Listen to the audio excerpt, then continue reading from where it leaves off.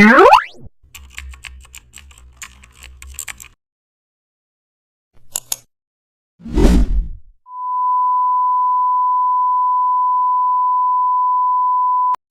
explore how to create elegant tonal balances.